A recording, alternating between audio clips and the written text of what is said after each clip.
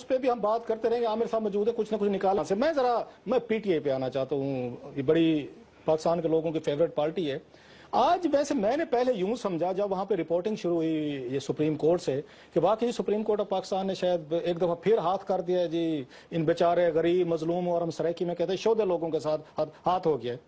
وہ تو جب میں نے پریس کانفرنس سنی ان کی پرویز رشید صاحب کی, اور پھر ہمارے یہاں پہ جو ہماری ٹیم کا حصہ میں رانا اشرف صاحب ہیں وہ بھی جاتے ہیں سپریم کورٹ میں, ان کو بھیجتا ہوں, وہ لیٹسٹ لے کے ان کی میں نے بنائی ہوئی سٹوری پڑھی تو میں حیران ہوا. یہ تو سارے کا سارا وہ کہتے ہیں گرا کھوتے سے غصہ کمبار پہ.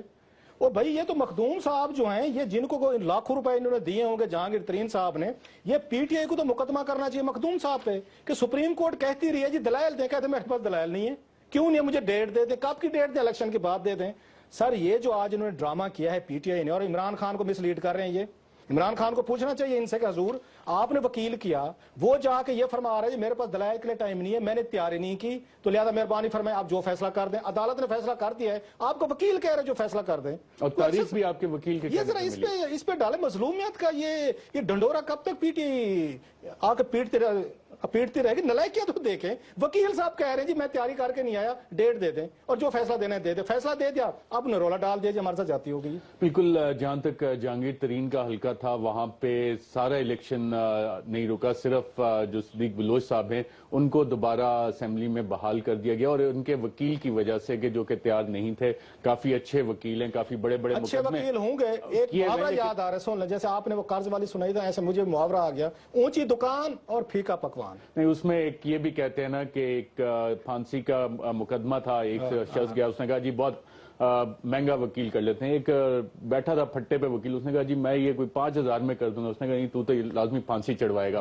لیکن میں 50 لاکھ والے وکیل کے پاس جاؤں گا. 50 لاکھ والے وکیل کے پاس گیا, سزا وہی آئی. جب وہ واپس آ رہا تھا عدالت سے سزا سن کے, تو وہ وکیل بیٹھا کہ یہی کام تو میں بھی کروانا تھی, تو 50 لاکھ تک کروایا, میں 5,000 تک کروایا. تو بات وہ عدالت میں obviously آپ جب جاتے ہیں تو آپ کو فیکٹس وغیرہ دینے ہوتے ہیں, اور اتنے بڑے وکیل ہیں ان کے پاس شاید فیکٹس نہیں ہوں گے. انہوں نے اگلی تاریخ لے لی, اس پہ وہ یقیناً فیکٹس لے کے آئیں گے. اور اس میں ایک جو ٹرائبیونل کی آبزرویشنز ہیں وہ بہت انٹرسٹنگ ہیں کہ ان کی جو ڈگری کے حوالے سے جو ان سے سوالات کیے گئے تھے وہاں موجود ہو کے وہ بالکل ثابت ہوا ٹرائبیونل کی رپورٹ کی حد تک. اب یہ کیس آگے چلے گا تو ہو سکتا ہے کہ یہاں پہ سپریم کورٹ میں اس کیس کو کس طرح آگے لے کے جایا جاتا ہے اس میں پی ٹی آئی کی ایک سٹرونگ پوزیشن آئے گی. لیکن این اے 154 میں ایک دھچکا ضرور لگا ہے پی ٹی آئی کو اس وقت. عامر صاحب آپ بھی پاکستان کی دیکھ رہے ہوں گے, میرے جیسا بندہ بھی شام تک بھولا بنا رہا ہے, میں بھی سمجھتا رہا ہوں پی ٹی آئی بڑی مظلوم ہے.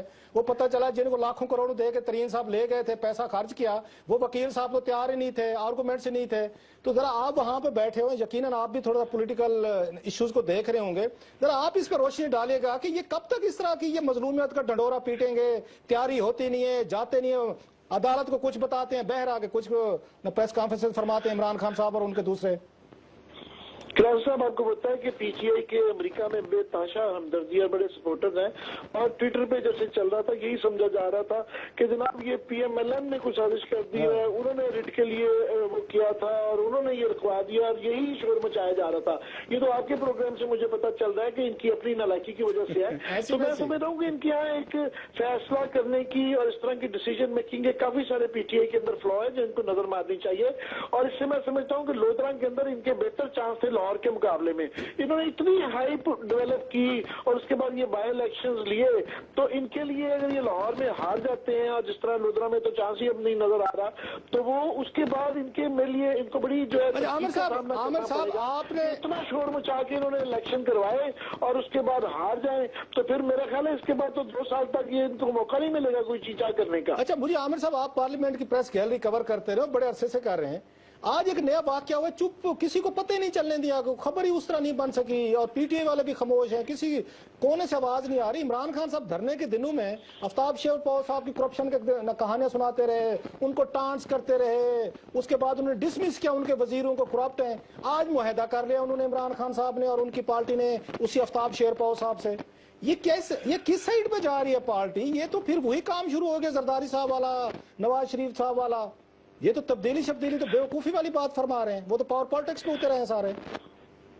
یہ بات یہ ہے کہ عمران خان صاحب کی آپ کو یاد ہوگا شروع سے کبھی شروع میں جماعت اسلامی کے ساتھ جیسے الحاق کر لیا تھا، پھر یہ کبھی لبرل پارٹی بن جاتے تھے، تو یہ جمپس تو ان کے یہاں ہمیشہ رہی ہیں. تو ابھی پاور پالیٹکس میں آنے کے بعد بھی یہ ہے کہ جب یہ کوئی ڈیسیجن کرتے ہیں پھر اتنی ہائپ کر لیتے ہیں اور پھر یہ مورل ہائی گراؤنڈ پوزیشن لے لیتے ہیں.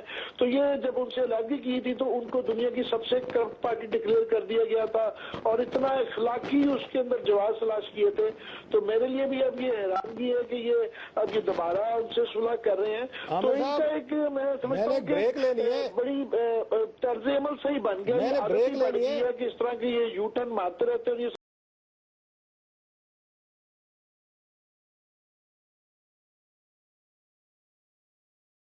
یہ فیصلوں میں بھی تبدیلی آتی رہتی، اسی لیے تو کہتے ہیں تبدیلی کی جماعت ہے، اور تبدیلی آ نہیں رہی، تبدیلی آ گئی ہے. جی جناب ارشد صاحب